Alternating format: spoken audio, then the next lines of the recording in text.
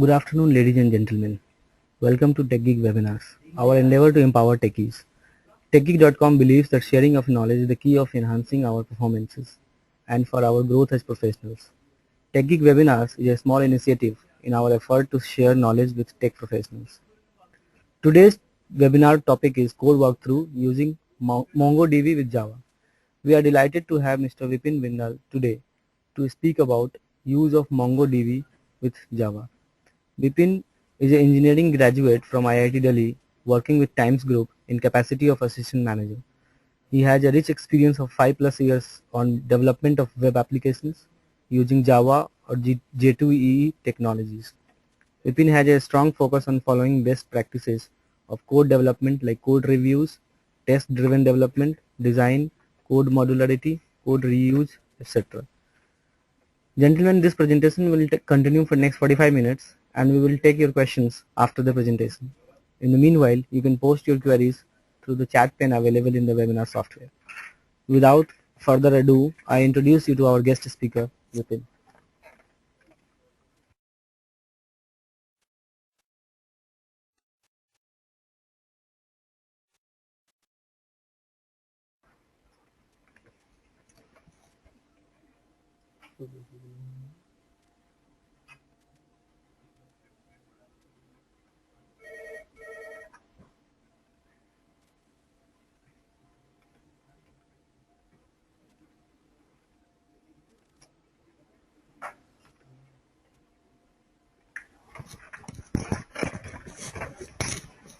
Hello everybody. So today we are here for a session on integrating MongoDB with Java.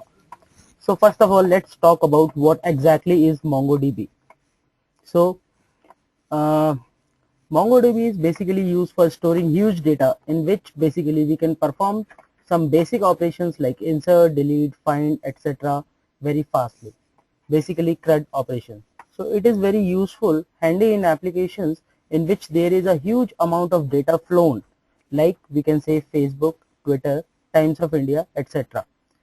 We know that for these apps, user base is so big that data identification for a user, or basically getting the data for a user, should be very efficient and should be very fast. We all know that these databases, basically databases work on ACID principles, so which ensure each request going to DB should be inserted into the database.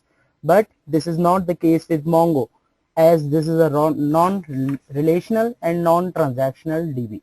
So the use case includes reporting applications, notification applications, but strictly not financial applications, because uh, because in financial application a little data loss can potentially cause huge problems. So MongoDB should be explicitly used for reporting applications or the application which are basically based on notifications framework like Facebook, Twitter and all. So let's talk about the features of MongoDB.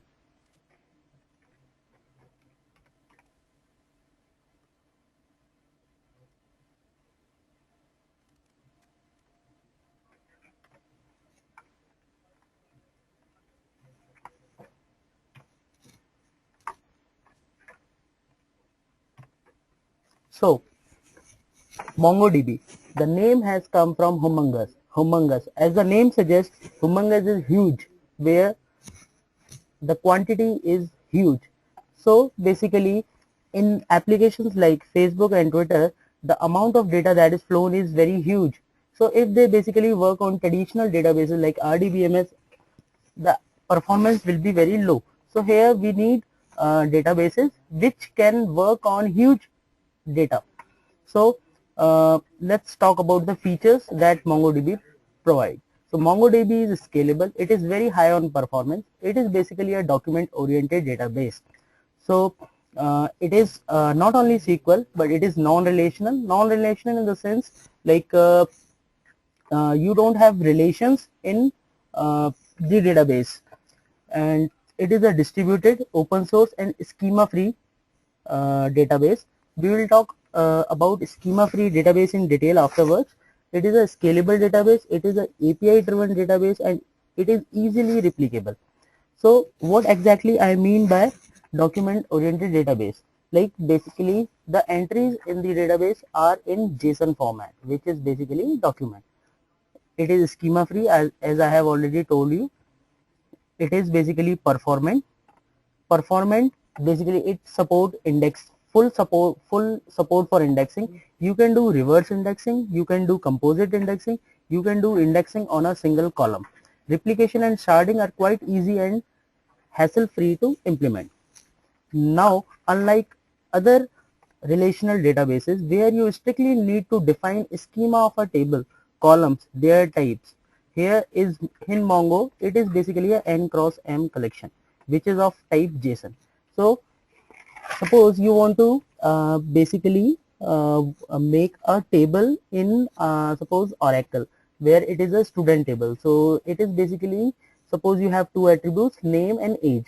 So if I want to insert data in the table, so then you have to specify name and age. But in MongoDB, you need not to define like how much columns my table will contain, and in my columns basically it could be a n cross m structure. So at runtime there could be n number of columns.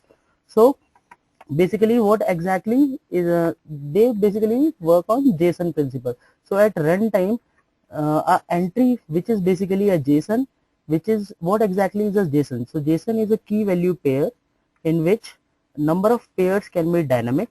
So suppose the attributes which you are inserting into the table, the attributes can be A, B, C, D. So there can be n number of columns, and each column can itself be a JSON again. So each column can itself be a map again. So A can contain other attributes which is suppose X, Y, Z.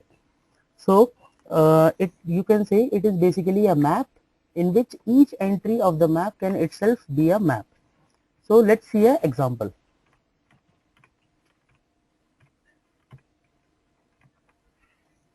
So let's see an example.